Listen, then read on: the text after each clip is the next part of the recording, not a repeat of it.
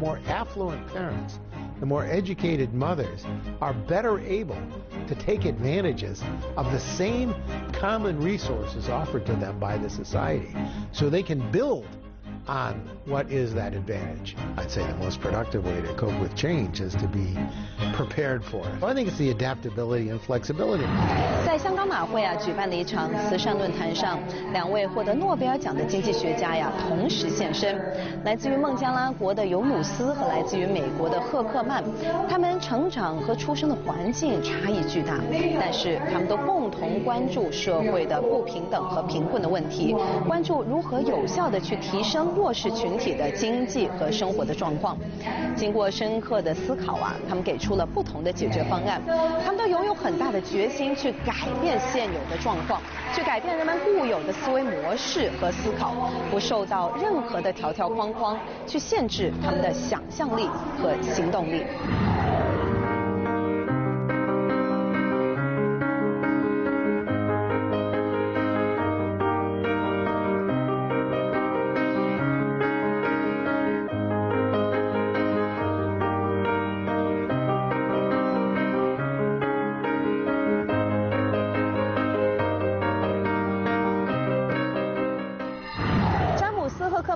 开创了微观计量经济学，并在2000年的时候获得了诺贝尔的经济学奖。他在研究政府在岗培训等项目的有效性过程中对什么能够最大程度拉动经济增长产生了兴趣。那最终他得出了应该投资于弱势群体的幼儿教育这样一个结论。Usually people don't associate, Nobel Prize economists with early childhood education. How did you get started on this? I just was looking at studies of the underlying skill formation process, how you build successful lives. And what I found, to my initial,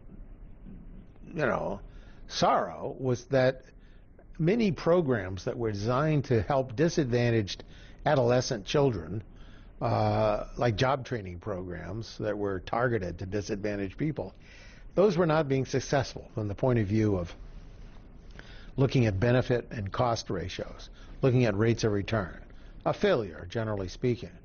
And so I became very unhappy with what looked like a very, very negative set of results. In fact, at one point, I think there was a feeling in the economics profession that some people were born smart, some people were born dumb, and that the structure of the whole society was such that you couldn't really change things. Ability was genetically determined, and that cognitive ability, was the central determinant of success in modern life. Both were false. So cognitive, you mean IQ and IQ. Things that you can measure. Of course, we've come to understand that's important, but by no means the only important determinant of success in life. So that was one issue. But then the question was, and also was felt that IQ was genetically determined. There was nothing we could do to change it. And that, I think, we've also learned is false. And we know that we can even change IQ, and that many of these so-called personality traits, which were thought to be genetically determined, or at least determined at a very, very early age, turn out to be much more flexible and adaptable. 如何以最佳方式去促进儿童的早期发展，以支持传授为主导的教育方式有什么问题？又有什么技能对未来的发展来说最重要？赫克曼常常思考这些问题。Major advances have occurred in understanding which human capacities matter for success in life. Now we know much broader set of skills required for success. So the social and emotional skills that include things like motivation, sociability, to work with others, attention, self-regulation, self-esteem, these are very important things over the whole lifetime. What percent is explained by IQ? It's about 3 to 4%. And so what we've come to understand is that we have a much broader range of skills that schools do produce and that families do produce, but that have been completely neglected in thinking about and evaluating social policy. And schools are important. But I think what we need is to understand that schools are only part of the story, and that the kind of skills that we've traditionally thought about as being the most important skills are not, in fact, the only important skill in the last 20 or 30 years, about a topic that was never discussed 100 years ago, and is still not discussed in a lot of topics on education to this day. And that is there's much more to what goes on in schooling than just teaching reading, writing, and arithmetic. Those are important skills, but they're far from the only skills. And we have what is sometimes called soft skills, which is probably a misnomer, but a set of skills which essentially enables people to control their own lives, self-control, to be patient, to wait for opportunities, to be open and to listen to other ideas, to persevere. 赫克曼提出，试图影响一个人的最佳时间是在3岁以前，那个时候的大脑仍在发育中，可塑性较强，是最佳的投资年龄。在0到3岁时对幼儿进行投资，每年的回报可以达到16%左右；而在3到4岁时，投资的回报率就下降到7%到10%。也就是说，对孩子的投资和教育更早，效果会更好。If you look at what the gaps are in the sense of where children know in terms of verbal acuity, perception, being able to speak, and you look at what the environments are facing children from disadvantaged environments as opposed to professional environments, you can see that for children of disadvantaged families, they're really getting about 600 words, these are English words, per hour. If we look at children from advantaged families, it's 3 to 4 times that amount. And not only is the style of number of words different, but the way the parenting approach is taken is fundamentally different. And so when we go out 3 years, just the beginning of life still, we find substantial gaps among children from advantaged and disadvantaged families. But you can see not only is there a gap, which was present in 1972, but by the 2005, you can see that the gap has widened enormously. So if anything, these gaps are increasing. Their targeted early childhood programs do substantially reduce these gaps. They boost educational attainment, they promote employment, they reduce crime, they build health, they promote positive parent-child interactions. So what they do together is create more successful, more functioning human beings. 赫克曼呢，以经济学的角度来反思教育不公平带来的问题。在他看来呢，教育不公平已经不仅仅是一个道德层面上的问题，而是一项和国家长期竞争力密切相关的社会经济议题。那长远来看呢，如果政府愿意投资弱势家庭儿童的学前教育，可以降低社会福利支出、公共卫生医疗支出、犯罪率和贫富差距，也可以提升劳动力的质量，以支持经济的长远发展。Your research shows that investment into the early childhood education actually yields very high economic returns later on in their lives. It does, yes. But remember, those are targeted to disadvantaged families. So not for everyone. This is already people already have resources. I guess. People have the resources. You think about a family that is essentially very, very affluent. Let's say you have a very highly educated mother. She's very caring about the child. She has the time and resources to devote. I think it's going to be tough to find any child care worker, any teacher who's going to do a better job than she is. The return there is probably even higher than what they are in early childhood programs, but ironically it's never been computed. I mean, these are things that are so we take for granted that successful functioning families are just assumed to be out there and working very effectively. It's very hard to measure. Well, there is a way to measure it, though. It's not that we do it. We should measure it. Namely, we can find just exactly what happens. Take, for example, 2 children, one with a highly educated mother who has time and resources to devote to the child and does so, versus another child whose mother is less educated, or maybe even the same level of education, but doesn't receive the same attention. The one finding that's recurrent, though, is a highly educated mother confers a huge advantage on a child. And that's true. In fact, a highly educated woman it makes a huge benefit for society in many aspects. It's not just on children.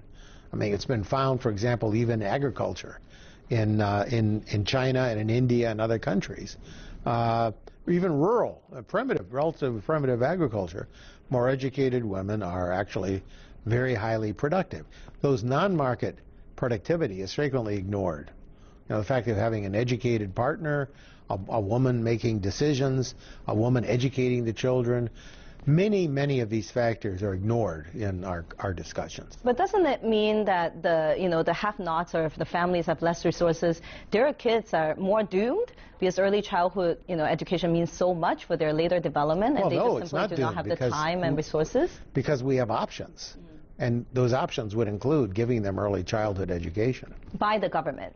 Well, or some private actors. It could be churches, it could be community groups. But yes, there is a sense in which having an advantaged, educated family is a real benefit, and it still shows up, even in societies that are allegedly very equal. And that's in a society where everybody has health care, teachers are more or less equally paid and at a high level, college tuition is free, so the family structure, despite all the equality of the welfare state, actually leads to substantial inequality remaining.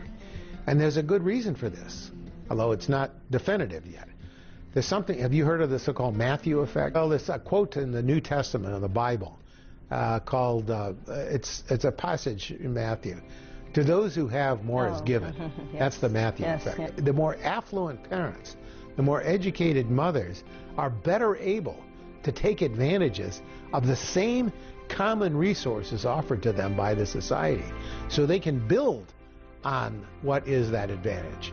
And so equality, ironically, equality in public service can actually produce inequality in social outcomes. And so it changes the nature of what we think about the welfare state. And it does recognize exactly the point you're getting. Targeting could make a huge difference. And in fact, the disadvantaged kids are really not getting the benefit of their parent.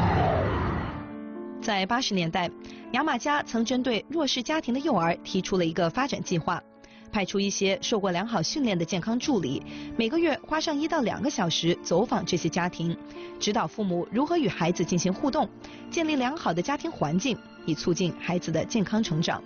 赫克曼对这个计划大为赞赏，认为这项计划执行成本低，但效果很好，充分体现了改善亲子互动的好处，并积极将这个计划复制到中国。And that families and family networks play crucial roles in shaping successful lives. In the United States, we have the great example of refugee populations coming in with no money, no shirt on their back, no money whatsoever. But they did bring a cultural value that encouraged education. Next generation, that children of those immigrants have done extremely well. The real measure of poverty, in this dimension anyway, is parenting, not cash on the table. And so, that's why I would be a little bit cautious about handing down a list of what a parent must do and must know. 下一节，我们一起来听听赫克曼如何看待未来社会最需要的能力。在当今这个瞬息万变的年代啊，人们需要培养多种技能去应对挑战。而赫克曼呢，认为最重要的就是培养适应性和灵活性。We live in a world of economic uncertainty and drastic changes. So what are some of the problems that you see, and when you're thinking about fixes, what's the most effective way to get our economy up? Well, I think the biggest way to cope with change, the best way, I'd say the most productive way to cope with change is to be prepared for it. And that sounds like it's a tautology, but what I mean is prepared in two ways. One is that we know if we can somehow think about what the future might be and sort of equip ourselves in various ways. That's part of it. But secondly, I think one thing we've come to understand is the benefit of having a skilled workforce, a skilled population, an educated population, but a population that's able to cope with change. So I think the best way to deal with change is to have people who can adapt to it. And adapt means they can learn new things, they can forget old things, and be able to function in a new system. Flexibility is always the rule. So human contact flexibility, if things change, respond to those changes. And then secondly, if things don't go so well, also respond in a realistic way to what changes must be taken. So I think it's that kind of adaptability and flexibility that's the key. But we see that the definition for talent has changed as well along with time. So what are the essential skills to have in this time? Well, I'm not sure that the basic skills have changed. I think we still want to have people who are thoughtful, who are forward-looking, who are capable of dealing with each others, and dealing not only with each other in the sense of coexisting, but also working together, interacting together in both markets, in the home, and in the political sector. So I think those basic attributes have remained more or less the same. But specific skills have changed. Computing and transmission of data, storage of data, analysis of data. So there's been a huge change in this regard. And so each technology creates its own demands. But be careful, the technologies themselves can respond to the demands. Let me give you an example. You go back, I think, to the turn of the last century, you really had to be pretty good at knowing how to, fix a carburetor and understand how to, things that are no longer necessary for the driver because the technology adapted to human. So it's an interaction between the kind of what the technology needs at the initial stage and then how it's adapted and spread out to the larger technology, to the larger population, I should say. So when you think about improving the workforce, what's the most effective way? Because you do a lot of studies on empirical studies. So I think it's the adaptability and flexibility. And generally, we think that's associated with education. But more generally, I think it's associated with the ability to what sometimes called think out of the box, to anticipate possibilities that might not have occurred. So I think a creative type of educational process. But that doesn't mean just sitting down and memorizing notes in a class. It means kind of thinking constructively, thinking creatively about here's a new technology, here's a new problem. And secondly, the ability to kind of come up with something that's, I wouldn't say brand new, but at least involves parts of what we've seen before and puts them together in new ways. And sometimes it's just totally brand new. So I think that's the secret to success because the world keeps evolving. And we do have to evolve with it. We've really come to understand that tasks require multiple skills, that many different tasks require different combinations of skills. So understanding the multiplicity of skills and understanding that people will pursue their comparative advantage and understanding that the technologies themselves will change and the kind of skill bundles they need and are adapted to. But do you think our schools are teaching those skills right now? No, I think most school systems are antiquated. And groups of professional workers, often unionized, who have a vested interest in a particular way of life, protecting a certain job. It's like if you go back to the last century to take a totally different technology, just imagine if you could somehow have the buggy whip makers affecting the introduction of new automobiles into the economy. They would violently oppose automobiles because they would cost them jobs. We have to try to understand what the techniques are of adaptation, but then to recognize that there is sometimes a human cost in adaptation. 技术本身在不断发展变革，总有既得利益者会抗拒改变，试图阻挠新技术的发展。而大多数学校教授的知识和教授的方式也已经过时。但无论是对人还是对社会来说，成功都意味着可以适应并拥抱变革。Now we have all these possibilities. People can specialize in different jobs, different occupations, different countries for that matter. They can pursue their comparative advantage. Those gains from specialization just aren't available to that isolated individual. So part of it is just the sheer scale of society has changed. In fact, we have bigger scope for people to specialize on skills, but the skills themselves create further skills. But that also has brought increased inequality because, as you say, in the regional society, maybe just everything is determined by your physical abilities. But now, because it has becoming so multidimensional, the way to make money, the way to succeed. Well, their opportunities are greater, yes. But it doesn't mean that there has to be even greater inequality, because now a person, take somebody who is weak physically, or somebody who is poorly coordinated, maybe very badly suited to working in agriculture, maybe had no mechanical skills. But now, in a modern society, Somebody who couldn't have any strength or any of these modern capacities, or those capacities needed in a primitive society, could work very, very well in a modern society. They can find a niche for themselves. The possibility of inequality is greater. I think the level of poverty has certainly declined. So inequality and poverty are different, obviously. And on top of that, there's a structure where you actually have really more opportunity. That's another issue. Some people are better able to take advantage of those opportunities than others. So people who are hidebound in traditional ways of thinking about, those people are probably less likely to succeed, simply because they don't know how to take advantage of what's going on. But people always think about, it's a dilemma or choice that we have to make with this increased economic productivity or the increase of social inequality. But you're saying that through education or through specifically investment into early childhood education, it doesn't have to be a dilemma. You can have both.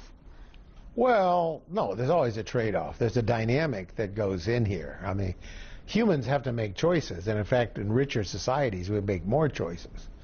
So what I'm saying is that early childhood education is just giving people a base. It's giving them more opportunities. They can do what they want with them. Possibility doesn't always mean we use them wisely, right? And that's why values and character buildings are important, I guess. It is, right. I think probably more important now, because the choices we have are probably more basic and more maybe even life-threatening.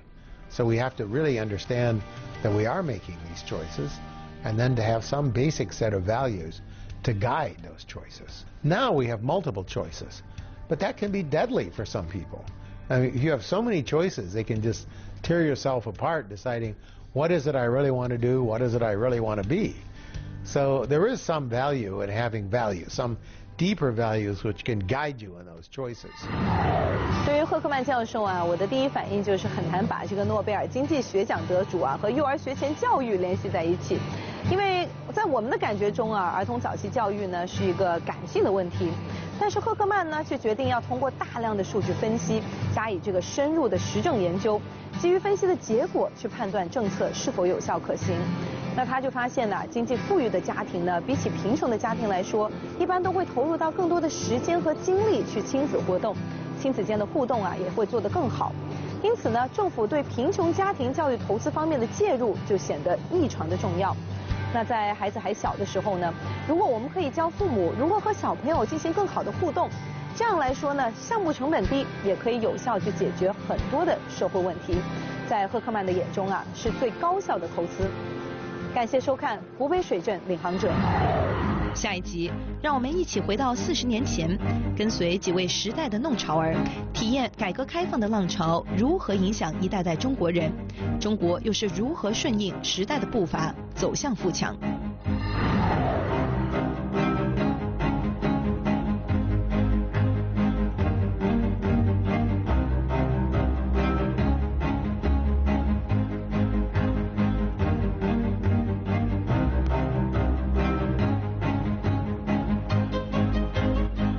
接着为您播出《雅居乐地产筑梦天下》。